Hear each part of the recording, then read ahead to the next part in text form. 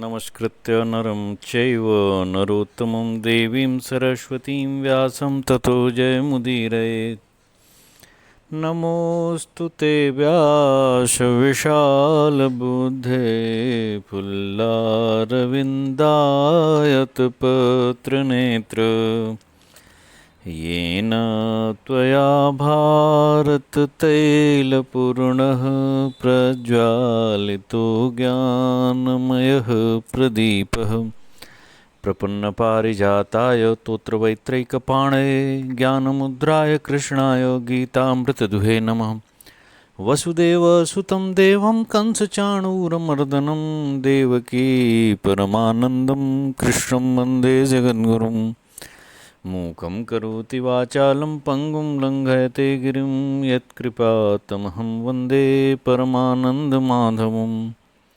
लेत सदा सुधिदीनकी सहज दया के धाम, जननी जनक राजेश के प्रभु श्री सीताराम। आज सभा पर्व से संभव पर्व से आदि पर्व के संभव पर्व के अंतर्गत कणिक का धृतराष्ट्र को कूटनीति का उपदेश। वैशंपायनवाच श्रुत्वा पाण्डुसुतान् वीरान् बलोद्रिक्तान् महौजसः धृतराष्ट्रो महीपालश्चिन्तामगम दातुरः। वैशंपायन जी कहते हैं, जन्मेजय पांडु के वीर पुत्रों को महान तेजस्वी और बल में बढ़े चढ़े सुनकर महाराज धृतराष्ट्र व्याकुल हो बड़ी चिंता में पड़ गए। तत आहूय मंत्रज्ञं राजशास्त्रार्थवित्तमं कणिकं मंत्रिणां श्रेष्ठं धृतराष्ट्रो ब्रवीद्वचः। तब उन्होंने राजनीति और अर्थशास्त्र के पंडित तथा उत्तम मंत्र के ज्ञाता मंत्री प्रवर कणिक को बुलाकर इस प्रकार कहा। धृतराष्ट्रवाच उत्सिक्ताः पांडवा नित्यं तेभ्यो शूये द्विजोत्तम तत्र मे निश्चिततमं संधि विग्रह कारणं कणिकत्वं ममाचक्ष्व करिष्ये वचनम तव। धृतराष्ट्र बोले, द्विश्रेष्ठ पांडवों की दिनों दिन उन्नति और सर्वत्र ख्याति हो रही है, इस कारण मैं उनसे डाह रखने लगा हूँ। कणिक, तुम भली भांति निश्चय करके बताओ, मुझे उनके साथ संधि करनी चाहिए या विग्रह? मैं तुम्हारी बात मानूंगा। वैशंपायनवाच सप्रसन्नमनास्तेन परिपृष्ठो द्विजोत्तमः वाच वचनम तीक्ष्णम राजशास्त्रार्थ दर्शनम। वैशंपायन जी कहते हैं, राजन राजा धृतराष्ट्र के इस प्रकार पूछने पर विप्रवर कणिक मन ही मन बहुत प्रसन्न हुए तथा राजनीति के सिद्धांत का परिचय देने वाली तीखी बात कहने लगे। शृणु राजन्निदं तत्र प्रोच्यमानं मया नघ न मेभ्यसूया कर्तव्या श्रुत्वै तत्कुरु सत्तम। निष्पाप नरेश, इस विषय में मेरी कही हुई ये बातें सुनिए। कुरुवंश शिरोमणि, इसे सुनकर आप मेरे प्रति दोष दृष्टि न कीजिएगा। नित्यमुद्यत दंडः स्यान्नित्यं विवृत पौरुषः अच्छिद्रश्छिद्रदर्शी स्यात् परेषां विवरानुगः। राजा को सर्वदा दंड देने के लिए उद्यत रहना चाहिए और सदा ही पुरुषार्थ प्रकट करना चाहिए। राजा अपना छिद्र या अपनी दुर्बलता प्रकट न होने दे, परंतु दूसरों के छिद्र या दुर्बलता पर सदा ही दृष्टि रखे और यदि शत्रुओं की निर्बलता का पता चल जाए तो उन पर आक्रमण कर दे। नित्यमुद्यत दंडाद्धि भृशमुद्विजते जनः तस्मात् सर्वाणि कार्याणि दंडेनैव विधारयेत्। जो सदा दंड देने के लिए उद्यत रहता है, उससे प्रजाजन बहुत डरते हैं, इसलिए सब कार्य दंड के द्वारा ही सिद्ध करे। नास्य छिद्रं परः पश्येत् छिद्रेण परमन्व्यात् गुहेत् कूर्म इवांगानि रक्षेद् विवर्मात्मनः। न सम्यक् कृतकारी स्यादुपक्रम्य कदाचन कंटको यदि दुश्छिन्न आश्रावं जनयेत् चिरम्। राजा को इतनी सावधानी रखनी चाहिए जिससे शत्रु उसकी कमजोरी न देख सके, और यदि शत्रु की कमजोरी प्रकट हो जाए तो उस पर अवश्य चढ़ाई करे। जैसे कछुआ अपने अंगों की रक्षा करता है, उसी प्रकार राजा अपने सब अंगों, जैसे राजा, अमात्य, राष्ट्र, दुर्ग, कोष, बल और सुहृद की रक्षा करे और अपनी कमजोरी को छिपाए रखे। यदि कोई कार्य शुरू कर दे तो उसे पूरा किए बिना कभी न छोड़े, क्योंकि शरीर में गड़ा हुआ कांटा यदि आधा टूटकर भीतर रह जाए तो वह बहुत दिनों तक मवाद देता रहता है।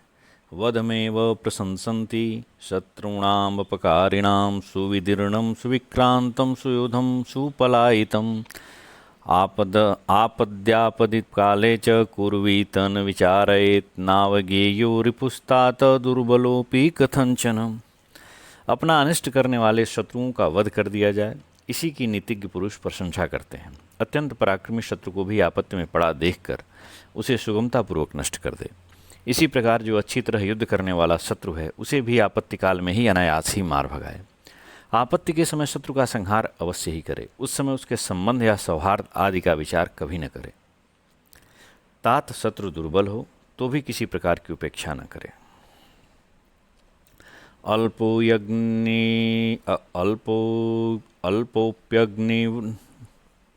अल्पोप्यग्निर्वनं कृत्स्नं दहत्याश्रय संश्रयात् अंध स्यादंधवेलायां बाधिर्यमपि चाश्रयेत।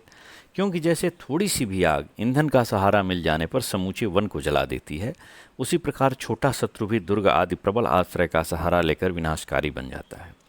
अंधा बनने का अवसर आने पर अंधा बन जाए, अर्थात अपनी असमर्थता के समय शत्रु के दोषों को न देखे, उस समय सब ओर से धिक्कार और निंदा मिलने पर भी उसे अनसुनी कर दे, अर्थात उसकी ओर से कान बंद करके बहरा बन जाए।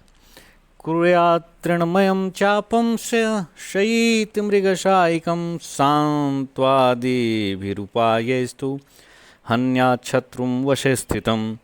ऐसे समय में अपने धनुष को तिनके के समान बना दे, अर्थात शत्रु की दृष्टि में सर्वथा दीनहीन एवं असमर्थ बन जाए, परंतु व्याध की भांति सोए, अर्थात जैसे व्याध झूठे ही नींद का बहाना करके सो जाता है और जब मृग विश्वस्त होकर आसपास चढ़ने लगते हैं तब उठकर उन्हें बाणों से घायल कर देता है, उसी प्रकार शत्रु को मारने का अवसर देखते हुए ही अपने स्वरूप और मनोभाव को छिपाकर असमर्थ पुरुषों का सा व्यवहार करे। इस प्रकार कपटपूर्ण वर्ताव से वश में आए हुए शत्रु को साम आदि उपायों से विश्वास उत्पन्न करके मार डाले। दया न तस्मिन् कर्तव्या शरणागत इत्युत निरुद्विग्नो हि भवति न हता जायते भयम्। यदि यह मेरी शरण में आया है, यह सोचकर उसके प्रति दया नहीं दिखानी चाहिए। शत्रु को मार देने से ही राजा निर्भय हो सकता है। यदि शत्रु मारा नहीं गया तो उसे सदा ही भय बना रहता है। हन्याद मित्रं दानेन तथा पूर्वापकारिणम् हन्याद त्रीन पंच सप्तेति परपक्षस्य सर्वशः। जो सहज शत्रु है उसे मुहमांगी वस्तु देकर दान के द्वारा विश्वास उत्पन्न करके मार डाले। इसी प्रकार जो पहले का अपकारी शत्रु हो और पीछे सेवक बन गया हो उसे भी जीवित न छोड़े। शत्रु पक्ष के त्रिवर्ग, यहाँ त्रिवर्ग का तात्पर्य है प्रभु शक्ति, उत्साह शक्ति और मंत्र शक्ति। ये तीन प्रकार की शक्तियाँ हैं, त्रिवर्ग कही गई हैं। दुर्ग आदि पर आक्रमण करके शत्रु की ऐश्वर्य शक्ति का नाश करे। विश्वसनीय व्यक्तियों द्वारा अपने उत्कर्ष का वर्णन कराकर शत्रु को तेजोहीन बनाकर उसकी उत्साह शक्ति का और साहस को घटा देना उत्साह शक्ति का नाश करना है। और गुप्तचरों द्वारा उनकी गुप्त मंत्रणा को प्रकट कर देना ही मंत्र शक्ति का नाश करना है। तो कहता है कि शत्रु पक्ष के त्रिवर्ग, पंचवर्ग। पंचवर्ग में आता है आमात्य, राष्ट्र, दुर्ग, कोष और सेना। ये पांच प्रकृतियों को हमारे यहाँ शास्त्रीय रूप में पंचवर्ग कहा गया है। और सप्तवर्ग, साम, दान, भेद, दंड, बंधन, विष प्रयोग और आग लगाना। शत्रु को वश में दबाने के लिए ये 7 साधन ही सप्तवर्ग हैं। तो कहता है कणिक कि शत्रु पक्ष के त्रिवर्ग, पंचवर्ग और सप्तवर्ग का सर्वथा नाश कर डाले। मूलमेवादितच्छिन्द्यात् परपक्षस्य नित्यशः ततः सहायांश तत्पक्षान् सर्वांश्च तदनंतरम। पहले तो सदा शत्रु पक्ष के मूल का ही उच्छेद कर डाले, तत्पश्चात उसके सहायकों और शत्रु पक्ष से संबंध रखने वाले सभी लोगों का संहार कर दे। छिन्न मूले यधिष्ठाने सर्वे तज्जीविनो हताः कथम नु शाखास्तिष्ठे रसरंश्छिन्न मूले वनस्पतौ। यदि मूल आधार नष्ट हो जाए तो उसके बाद आश्रय से जीवन धारण करने वाले सभी शत्रु स्वतः नष्ट हो जाते हैं। यदि वृक्ष की जड़ काट दी जाए तो उसकी शाखाएं कैसे रह सकती हैं। एकाग्रह स्याद विवृतो नित्यं विवरदर्शकः राजन् नित्यं सपत्नेषु नित्योद्विग्नः समाचरेत्। राजा सदा शत्रु की गतिविधि को जानने के लिए एकाग्र रहे, अपने राज्य के सभी अंगों को गुप्त रखे राजन, और सदा अपने शत्रुओं की कमजोरी पर दृष्टि रखे और उनसे हमेशा सतर्क रहे, सदा सावधान रहे। अगन्याधानेन यज्ञेन काषायेण जटाजिनैः लोकान् विश्वासयित्वैव ततो लुम्पेद यथावृकः। अग्निहोत्र और यज्ञ करके गेरुए वस्त्र, जटा और मृगचर्म धारण करके पहले लोगों में विश्वास उत्पन्न करे, फिर अवसर देखकर भेड़ियों की भांति शत्रुओं पर टूट पड़े और उन्हें नष्ट कर दे। अंकुशम शौचमित्याहुरर्थानाम उपधारणे आनम आनाम्य फलिताम शाखाम पक्वम पक्वम प्रसातयेत। कार्य सिद्धि के लिए शौच, सदाचार आदि का पालन एक प्रकार का अंकुश, लोगों को आकृष्ट करने का साधन बताया गया है। फलों से लदी हुई वृक्ष की शाखा को अपनी ओर को झुकाकर ही मनुष्य उसके पके पके फल को तोड़े। फलार्थोऽयं समारंभो लोके पुंसा विपश्यतां वहेद मित्रं स्कंधेन यावत् कालस्य पर्ययः। लोक में विद्वान पुरुषों का यह सारा आयोजन ही अभिष्ट फल की सिद्धि के लिए होता है। जब तक समय बदलकर अपने अनुकूल न हो जाए तब तक शत्रु को कंधे पर बिठाकर ढोना पड़े तो ढोए भी। ततः प्रत्यागते काले भिन्द्याद् घटमिवास्मनि अमृतो न विमोक्तव्यः कृपणं वहवपि ब्रुवन् कृपान तस्मिन् कर्तव्या हन्यादेवापकारिणं हन्यादमित्रं सान्त्वेन तथा दानेन वा पुनः तथैव भेददंडाभ्याम सर्वोपाय प्रसातयेत्। परंतु जब अपने अनुकूल समय आ जाए तब उसे उसी प्रकार नष्ट कर दे जैसे घड़े को पत्थर पर पटक कर फोड़ डालते हैं। शत्रु बहुत दीनतापूर्ण वचन बोले तो भी उसे जीवित नहीं छोड़ना चाहिए, उस पर दया नहीं करनी चाहिए, अपकारी शत्रु को मार ही डालना चाहिए। साम अथवा दान तथा भेद एवं दंड सभी उपायों द्वारा शत्रु को मार डाले, उसे मिटा दें। धृतराष्ट्रवाच कथम सान्त्वेन दानेन भेदैर्दंडेन वा पुनः अमित्रः शक्यते हन्तुं तन्मे ब्रूहि यथा तथम। धृतराष्ट्र ने पूछा, कणिक, साम, दान, भेद और दंड के द्वारा शत्रु का नाश कैसे किया जा सकता है, यह मुझे यथार्थ रूप से बताइए। कणिकवाच श्रेणुराजन यथा वृत्तं वने निवसतः पुरा जम्बुकस्य महाराज नीतिशास्त्रार्थदर्शिनः। कणिक ने कहा, महाराज, इस विषय में नीति शास्त्र के तत्व को जानने वाले एक वनवासी गीदड़ का प्राचीन वृत्तांत सुनाता हूँ, सुनिए। अत कश्चित् कृतप्रज्ञः शृगालः स्वार्थ पंडितः सखिभिर्न्यवशत् सार्धं व्याघ्राखोवृक बभ्रुभिः ते पश्यन् विपिने तस्मिन् बलिनं मृगयूथपम् अशक्ता ग्रहणे तस्य ततो मंत्रममंत्रयन्। एक वन में कोई बड़ा बुद्धिमान और स्वार्थ साधने में कुशल गीदड़ अपने 4 मित्रों बाघ, चूहा, भेड़िया और नेवले के साथ निवास करता था। एक दिन उन सबने हरिणों के एक सरदार को देखा जो बड़ा बलवान था। वे सब उसे पकड़ने में सफल न हो सके, अतः सबने मिलकर यह सलाह की। जम्बुकवाच असकृदयति तो ह्येष हन्तुं व्याघ्रवने त्वया युवा वैजव संपन्नो बुद्धिशाली न शक्यते मूषिकोस्य शयानस्य चरणो भक्षयत्वयं यथैनं भक्षितैः पादैर्व्याघ्रो गृह्णातु वै ततः ततो वै भक्षयिष्यामः सर्वे मानसाः। गीदड़ ने कहा, भाई बाघ, तुमने वन में इस हिरण को मारने के लिए कई बार प्रयत्न किया, परंतु यह बड़े वेग से दौड़ने वाला, जवान और बुद्धिमान है, इसलिए पकड़ में नहीं आता। मेरी राय है कि जब यह हरिण सो रहा हो उस समय चूहा इसके दोनों पैरों को काट खाए, फिर कटे हुए पैरों से यह उतना तेज नहीं दौड़ सकता। उस अवस्था में बाघ उसे पकड़ ले, फिर तो हम सब लोग प्रसन्नचित्त होकर उसे खाएंगे। जम्बुकस्य तु तद्वाक्यं तथा चक्रुः समाहिताः मूषिका भक्षितैः पादैर्मृगं व्याघ्रो वधित तदा। गीदड़ की वह बात सुनकर सबने सावधान होकर वैसा ही किया। चूहे के द्वारा काटे हुए पैरों से लड़खड़ाते हुए मृग को बाघ ने तत्काल ही मार डाला। दुष्ट्वैवा चेष्टमानं तु भूमौ मृगकलेवरं स्नात्वा गच्छत भद्रं वो रक्षामित्याह जम्बुकः। पृथ्वी पर हरिण के शरीर को निश्चेष्ट पड़ा देखकर गीदड़ ने कहा, आप लोगों का भला हो, स्नान करके आइए, तब तक मैं इसकी रखवाली करता हूँ। श्रृगालवचनात्तेऽपि गताः सर्वे नदीं ततः स चिंता परमो भूत्वा तस्थौ तत्रैव जम्बुकः। गीदड़ के कहने से वे बाघ आदि सब साथी नदी में नहाने के लिए चले गए। इधर वह गीदड़ किसी चिंता में निमग्न होकर वहीं खड़ा रहा। अथा जगाम पूर्वं तो स्नात्वा व्याघ्रो महाबलः ददर्श जम्बुकं चैव चिंताकुलितमानसम्। इतने में ही महाबली बाघ स्नान करके सबसे पहले वहाँ लौट आया। आने पर उसने देखा गीदड़ का चित्त चिंता से व्याकुल हो रहा है। व्याघ्र उवाच किं शोचसि महाप्राज्ञ त्वं नो बुद्धिमतां वरः शित्वा पिशितान् यद्य विहरिष्यामहे वयम्। तब बाघ ने पूछा, महामति क्यों सोच में पड़े हो? हम लोगों में तुम ही सबसे बुद्धिमान हो। आज इस हरिण का मांस खाकर हम लोग मौज से घूमे फिरेंगे।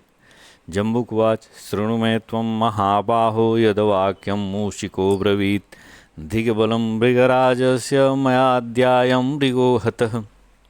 गीदड़ बोला, महाबाहो, चूहे ने तुम्हारे विषय में जो बात कही है उसे तुम मुझसे सुनो। वह कहता था कि मृगों के राजा बाघ के बल को धिक्कार है। आज इस मृग को तो मैंने मारा है। मदबाहु बलमाश्रित्य तृप्तिमद्य गमिष्यति गर्जमानस्य तस्यैव मतो भक्ष्यं न रुचये। मेरी बाहुबल का आश्रय लेकर आज वह अपनी भूख बुझाएगा। उसने इस प्रकार गरज गरज कर अर्थात घमंड भरी बातें कही है। अतः उसकी सहायता से प्राप्त हुए इस भोजन को ग्रहण करना मुझे अच्छा नहीं लगता। व्याघ्रवाच ब्रवीति यदि स ह्येवं काले यस्मिन् प्रबोधितः स्वबाहुबलमाश्रित्य हनिष्येऽहं वने चरान् खादिष्ये तत्र मांसानि इत्युक्त्वा प्रस्थितो वनम् एतस्मिन्नेव काले तु मूषिकोऽप्यजगामः तमागतमभिप्रेत्य श्रृगालोप्य ब्रवीद्वचः। बाघ ने कहा, यदि वह ऐसी बात कहता है तब तो उसने इस समय मेरी आंखें खोल दी, मुझे सचेत कर दिया। आज से मैं अपने ही बाहुबल के भरोसे वन जंतुओं का वध किया करूंगा और उन्हीं का मांस खाऊंगा। यूँ कहकर बाघ वन में चला गया। इसी समय चूहा भी नहा धोकर वहाँ आ पहुँचा। उसे आया देखकर गीदड़ ने कहा, जम्बुकुवाच शृणु मूषिक भद्रम ते नकुलो यदिहा ब्रवीत। गीदड़ बोला, चूहा भाई तुम्हारा भला हो, नेवले ने यहाँ जो बात कही है उसे सुन लो। मृगमांसम न खादेयं गरमे तन्न रोचते मूषिकं भक्षयिष्यामि तद्भवान् अनुमन्यताम्। वह कह रहा था कि बाघ के काटने से इस हरिण का मांस जहरीला हो गया है, मैं तो इसे खाऊंगा नहीं क्योंकि यह मुझे नहीं पसंद है। यदि तुम्हारी अनुमति हो तो मैं चूहे को ही खा लूँ। तच्छ्रुत्वा मूषिको वाक्यं संत्रस्तः प्रगतो बिलं ततः स्नात्वा स वै तत्र आजगाम वृको नृप।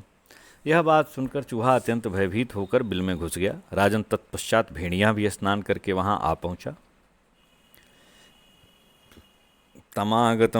तमागतमिदं वाक्यम अब्रवीत् जम्बुकस्तदा मृगराजो हि संक्रुद्धो न ते साधु भविष्यति सकलत्रस्त्विहायाति कुरुष्व यदनन्तरम् एवं संचोदितस्तेन जम्बुकेन तदा वृकः ततोऽवलुम्पनं कृत्वा प्रयातः पिशिताशनः एतस्मिन्नेव काले तु नकुलोप्याजगामः।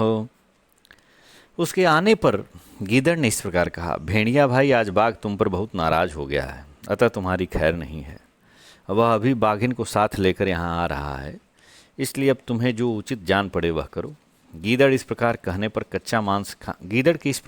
पर कच्चा मांस खाने वाला वह भेड़िया दुम दबाकर भाग गया। इतने में ही नेवला भी वहां पहुंचा।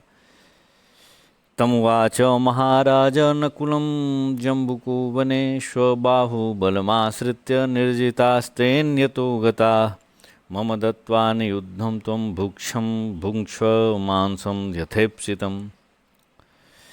महाराज उस नेवले से गीदड़ ने वन में इस प्रकार कहा, ओ नेवले, मैंने अपने बाहुबल का आश्रय लेकर उन सबको परास्त कर दिया है। वे हार मानकर अन्यत्र चले गए। यदि तुझमें हिम्मत हो तो पहले मुझसे लड़ ले, फिर इच्छानुसार मांस खाना। नकुलुवाच मृगराजो वृकश्चैव बुद्धिमानपि मूषिकः निर्जिताय त्वया वीरास्तस्माद्वीरतरो भवान् न त्वयाप्युत्सहे योद्धुमित्युक्त्वा शोप्युम पागमत्।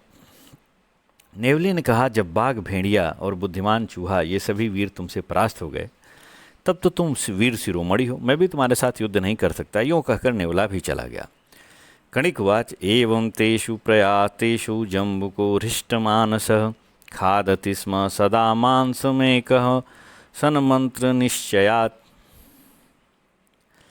कणिक कहते हैं, इस प्रकार उन सबके चले जाने पर अपनी युक्ति में सफल हो जाने के कारण गीदड़ का हृदय हर्ष से खिल उठा। तब उसने अकेले ही वह मांस खाया। एवं समारचन नित्यम सुकुमेधेत भूपति भयेन भेदयेद भीरुं शूर मंजलि कर्मणा। राजन ऐसा आचरण करने वाला राजा सदा सुख से रहता और उन्नति को प्राप्त होता है।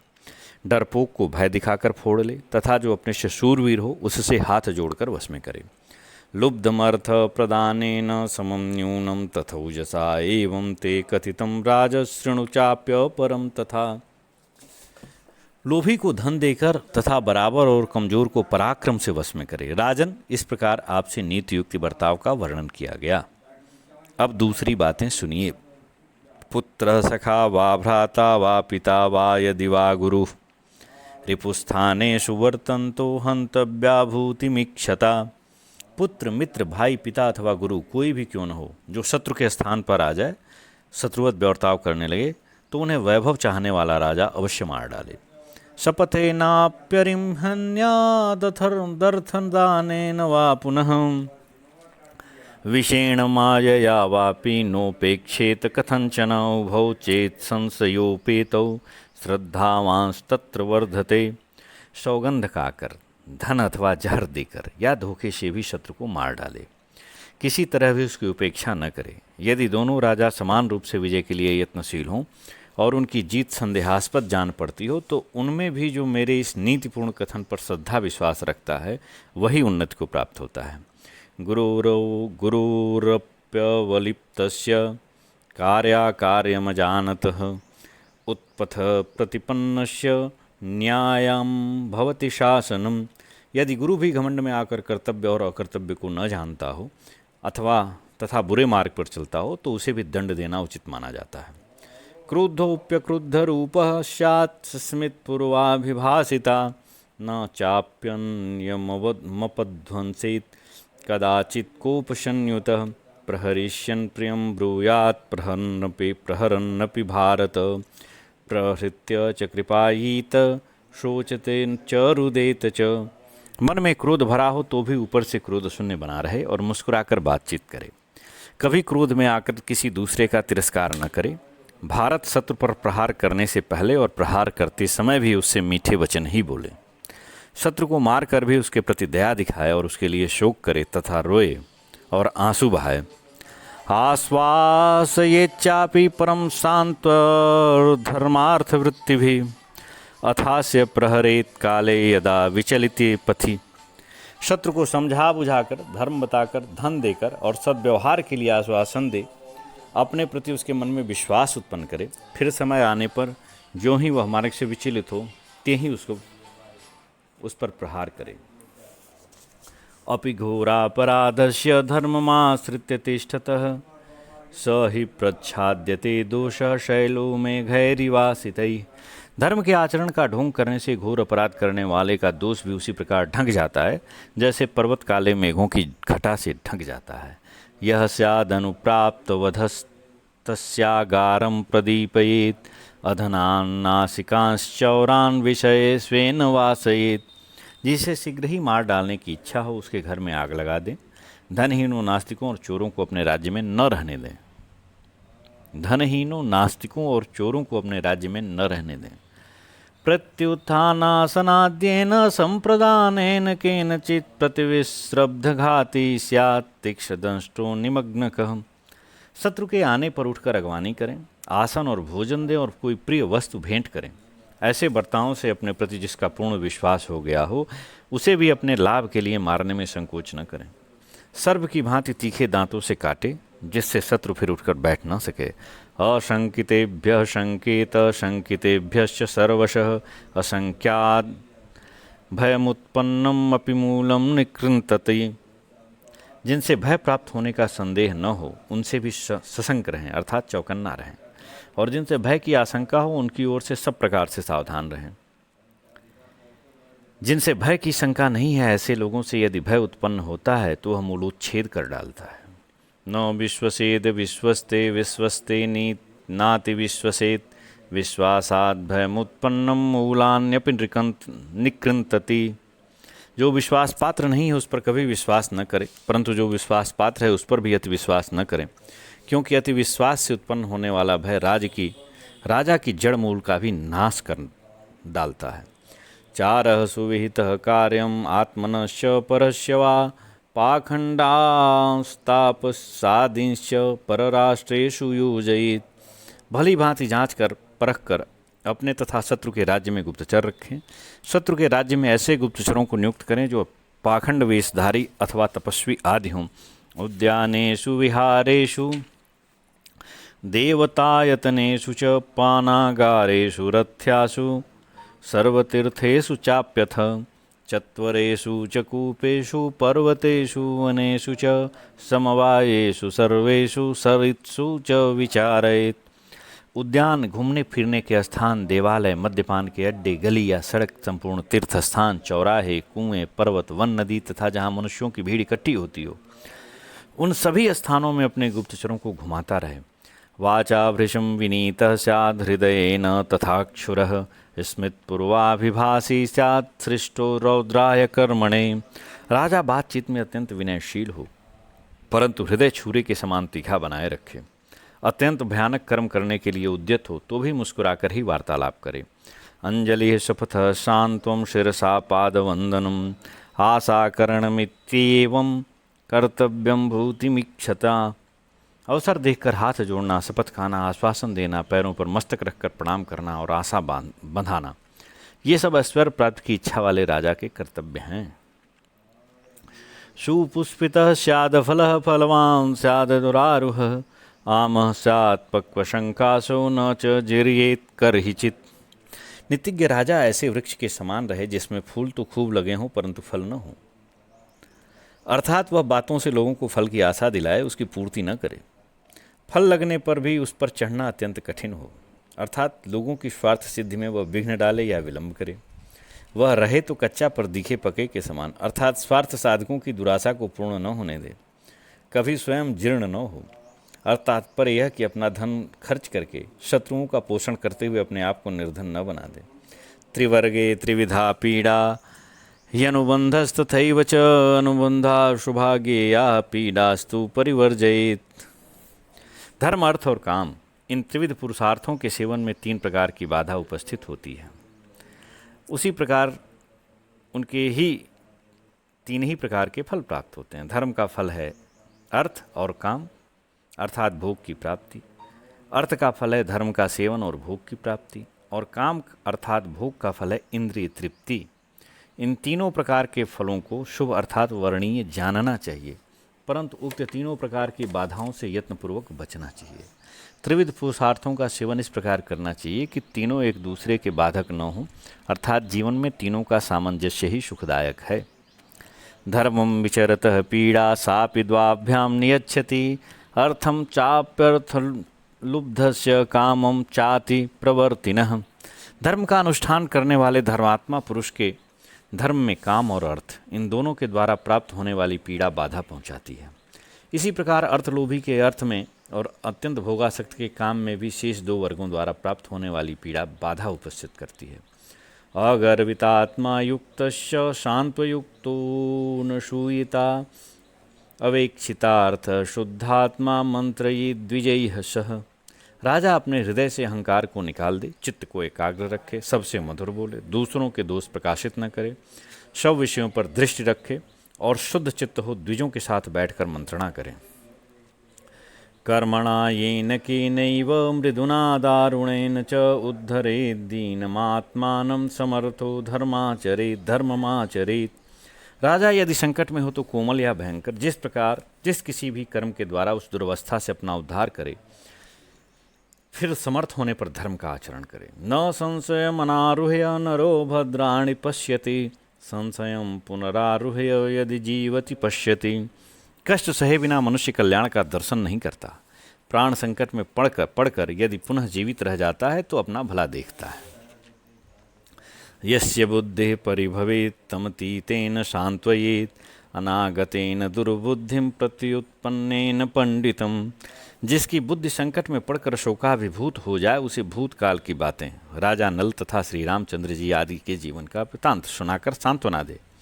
जिसकी बुद्धि अच्छी नहीं है उसे भविष्य में लाभ की आशा दिलाकर तथा विद्वान पुरुष को तत्काल ही धन आदि देकर शांत करे। यो ऋणा सह संधाय शयित कृत कृत्यवद सवृक्षाग्रे यथा शुप्तः पतितः प्रतिबुध्यते। जैसे वृक्ष के ऊपर की शाखा पर सोया हुआ पुरुष जब गिरता है तब होश में आता है, उसी प्रकार जो अपने शत्रु के साथ संधि करके कृतकृत्य की भांति सोता है अर्थात निश्चिंत हो जाता है, वह शत्रु से धोखा खाने पर ही सचेत होता है। मंत्र संवरणे यत्न सदा कार्यो न शूयता आकारम विरक्षेत चारेणाप्यनुपालितः। राजा को चाहिए कि वह दूसरों के दोष प्रकाशित न करके अपनी गुप्त मंत्रणा को सदा छिपाए रखने की चेष्टा करे।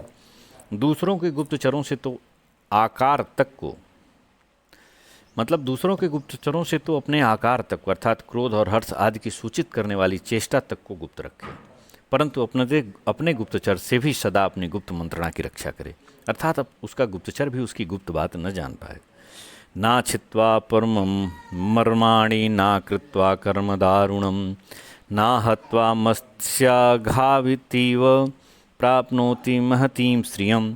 राजा मछली मारों की भांति दूसरों के मर्म विदरण किए बिना अत्यंत क्रूर कर्म किए बिना तथा बहुतों के प्राण लिए बिना बड़ी भारी संपत्ति नहीं पाता। कर्षितं व्याधितं क्लिन्नं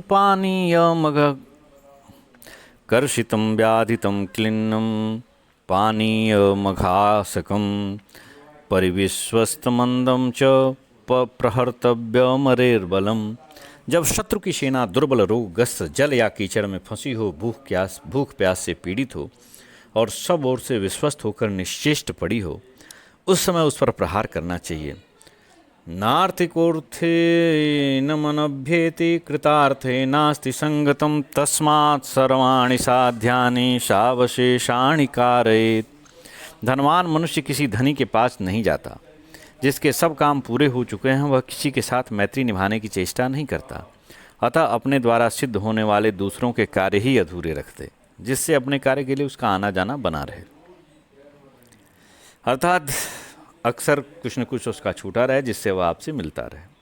संग्रहे विग्रहे चैव यत्नः कार्यो न शूयता उत्साहश्चापि यत्नेन कर्तव्यो हूतिमिच्छता। ऐश्वर्य की इच्छा रखने वाले राजा को दूसरों के दोष न बताकर सदा आवश्यक सामग्री के संग्रह और शत्रुओं के विग्रह अर्थात युद्ध करने का प्रयत्न करते रहना चाहिए। साथ ही यत्नपूर्वक अपने उत्साह को बनाए रखना चाहिए। नास्य कृत्यानि बुद्ध्येरन मित्राणि रिपवस्तथा आरब्धान्येव पश्येरन सुपर्यवसितान्यपि। मित्र और शत्रु किसी को भी यह पता न चले कि राजा कब क्या करना चाहता है। कार्य के आरंभ अथवा समाप्त हो जाने पर ही सब लोग उसे देखें।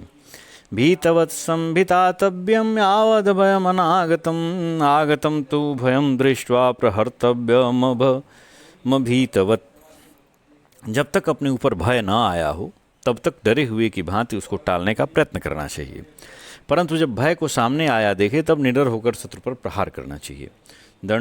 दंडेनोपनतं शत्रुमनुगृह्णाति यो नरः स मृत्युमुपगृह्णीयात् गर्भमस्वतरी यथा। जो मनुष्य दंड के द्वारा वश में किए हुए शत्रु पर दया करता है वह मौत को ही अपनाता है। ठीक उसी प्रकार जैसे खच्चरी गर्भ के रूप में अपनी मृत्यु को ही उदर में धारण करती है। अनागतम ही बुद्धेति यच्च कार्यम पुरस्थितम न तो बुद्धि क्षयात् किंचिद न अतिक्रामेत प्रयोजनम। जो कार्य भविष्य में करना हो उस पर बुद्धि से विचार करे और विचारने के पश्चात तदनुकूल व्यवस्था करे। इसी प्रकार जो कार्य सामने उपस्थित हो उसे भी बुद्धि से विचार कर ही करे। बुद्धि से निश्चय किए बिना किसी भी कार्य या उद्देश्य का परित्याग न करे। उत्साहश्चापि यत्नेन कर्तव्यो भूतिमिच्छता विभज्य देश कालौ च दैवं धर्मादयस्त्रयः नैह श्रेयसौ तूतौ ज्ञेयो देश कालाविति स्थितिः। ऐश्वर्य की इच्छा रखने वाले राजा को देश और काल का विभाग करके ही यत्नपूर्वक उत्साह एवं उद्यम करना चाहिए। इसी प्रकार देश काल के विभाग पूर्वक ही प्रारब्ध कर्म तथा धर्म अर्थ और काम का सेवन करना चाहिए। देश और काल को ही मंगल के प्रधान हेतु साधन समझना चाहिए। यही नीति शास्त्र का सिद्धांत है। तालवत कुरुते मूलम बालः शत्रुरूपेक्षितः गहनैग्निरिवोत्सिष्टः क्षिप्रम संजायते महान। छोटे शत्रु की भी उपेक्षा कर दी जाए तो वह ताड़ के वृक्ष की भांति जड़ जमा लेता है और घने वन में छोड़ी हुई आग की भांति शीघ्र ही महान विनाशकारी बन जाता है। अग्निम स्तोकमिवात्मानं संधुक्षयति यो नरः सवर्धमानो ग्रसते महान्तमपि संचयम्। जो मनुष्य थोड़ी सी अग्नि की भांति अपने आप को प्रज्वलित या समृद्ध करता रहता है, जैसे छोटी सी अग्नि है उसमें धीरे धीरे आप समिधा डालते रहते हैं, सहायक सामग्री डालते रहते हैं तो बढ़ती रहती है, उसी तरह से व्यक्ति को धीरे धीरे अपने को बढ़ाना चाहिए। वह एक दिन बहुत बड़ा होकर शत्रु रूपी ईंधन की बहुत बड़ी राशि को भी अपना ग्रास बना लेता है। आशाम कालवतीम कुर्यात् कालम विघ्नेन योजयेत् विघ्नं निमित्ततो ब्रूयान् निमित्तं वापि हेतुतः। यदि किसी को किसी बात की आशा दे तो उसे शीघ्र पूरी न करके दीर्घ काल तक लटकाए रखे। जब उसे पूर्ण करने का समय आए तब उसमें कोई विघ्न डाल दे और इस प्रकार समय की अवधि को बढ़ा दे। उस विघ्न के पड़ने में कोई उपयुक्त कारण बता दे और उस कारण को भी युक्तियों से सिद्ध कर दे। छुरो भूत्वा हरेत प्राणान् निशितः काल साधन प्रतिछन्नो लोमहारी द्विषताम परिकर्तन। लोहे का बना हुआ छुरा सान पर चढ़ाकर तेज किया जाता है और चमड़े के संपुट में छिपा कर रखा जाता है तो समय आने पर सिर आदि अंगों के समस्त बालों को काट देता है। उसी प्रकार राजा अनुकूल अवसर की अपेक्षा रखकर अपने मनोभाव को छिपाए हुए अनुकूल साधनों का संग्रह करता रहे और छुरे की तरह तीक्ष्ण या निर्दय होकर शत्रुओं के प्राण ले ले, उनका मूलोच्छेद कर डाले। पांडवेषु यथा न्याय मन्येषु च कुरुद्वः वर्तमानो न मज्जेस्त्वं तथा कृत्यं समाचर सर्वकल्याण संपन्नो विशिष्टैति निश्चयः तस्मात् त्वं पांडुपुत्रेभ्यो रक्षात्मानं नराधिप। कुरुश्रेष्ठ, आप भी इसी नीति का अनुसरण करके पांडवों तथा दूसरे लोगों के साथ यथोचित बर्ताव करते रहें, परंतु ऐसा कार्य करें जिससे स्वयं संकट के समुद्र में डूब न जाएं। आप समस्त कल्याणकारी साधनों से संपन्न और सबसे श्रेष्ठ हैं, यही सबका निश्चय है। अतः नरेश्वर, आप पांडु के पुत्रों से अपनी रक्षा कीजिए। भ्रातृव्यावलिनो यस्मात् पांडुपुत्रा नराधिप पश्चात्तापो यथा न स्यात् तथा नीतिर्विधीयताम्। राजन, आपके भतीजे पांडव बहुत बलवान हैं, अतः ऐसी नीति काम में लाइए जिससे आगे चलकर आपको पछताना न पड़े। वैशंपायनवाच एवमुक्त्वा संप्रतस्थे कणिकः स्वगृहं ततः धृतराष्ट्रोऽपि कौरव्यः शोकार्तः समपद्यत। वैशंपायन जी कहते हैं कि राजन यों कह करके कणिक अपने घर को चले गए। इधर कुरुवंशी धृतराष्ट्र शोक से व्याकुल हो गए। इस प्रकार से महाभारत आदि पर्व संभव पर्व में कणिक वाक्य से संबंधित 139वां अध्याय पूरा हुआ। जय श्री कृष्ण। देखा जाए तो कणिक ने बहुत सारे उपाय दिए धृतराष्ट्र को और इसके बाद ही महाराज धृतराष्ट्र ने पांडवों को वारणावत भेजा और वहाँ उन्हें आग में जलाकर मारने की चेष्टा हुई। लेकिन युधिष्ठिर को विदुर जी ने सबके सामने ही एक ऐसी भाषा में सचेत कर दिया जिस भाषा को वहाँ उपस्थित सभासद नहीं जानते थे, केवल युधिष्ठिर ही जानते थे। पांडवों के भी अन्य भाई नहीं जानते थे और उन्होंने उन्हें सचेत कर दिया था, इसीलिए पांडव उस आग से बच गए। जय श्री कृष्ण।